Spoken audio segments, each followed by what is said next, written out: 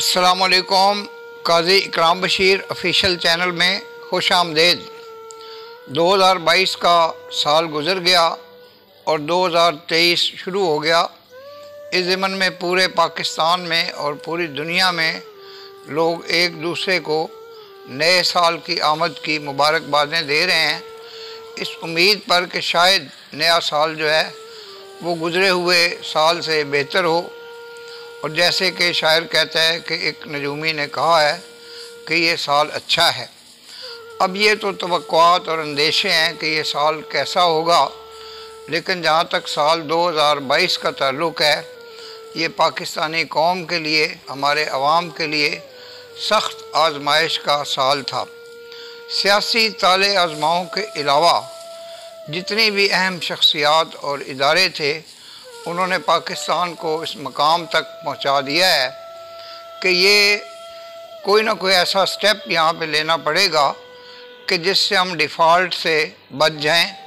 और उसी ज़िमन में एक तजवीज़ जिसको चंद रोज़ पहले PTI के रहनुमा फवाद चौधरी ने भी आवाम के सामने रखा था, वो एक टेक्नोक्रेट हुकूमत की तजवीज़ है जो कि ऐसे बेरहमाना इक़दाम करेगी जिनसे पाकिस्तानी मईशत को संभाला दिया जा सके। और ये भी सुनने में आया है कि हुकूमत बहुत से इदारों को और इमारात को फ़रोख्त करना चाहती है या प्राइवेटाइज़ करना चाहती है।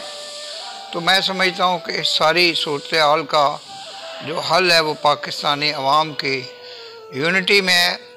ये अवाम पिछले 75 सालों से पिसते चले आ रहे हैं आजमाइश और मुसीबत की चक्की में। तो हम नए साल के आगाज़ में आवाम के लिए खुशहाली और बेहतरी की उम्मीद करते हैं और दुआ करते हैं।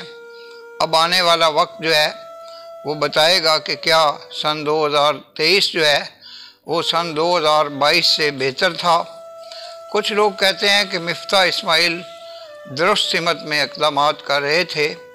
मेरा नहीं ख्याल कि मिफ्ता इस्माइल ने दुरुस्त सिमत में इक़दाम किए हैं। उन्होंने पाकिस्तानी अवाम की मुसीबतों में और आजमाइशों में किसी किस्म की कोई कमी नहीं आने दी, बल्कि उसमें इजाफ़ा किया है। और जो नून लीग और PDM की जो कोलिशन थी, उसकी जो शोहरत और मकबूलियत में भी मिफ्ता इस्माइल ने बहुत ज़्यादा कमी की है। तो बहरहाल ये हम पाकिस्तानी रियासत के लिए जो एक खुदादाद ममलिकत है, दुआ गो हैं।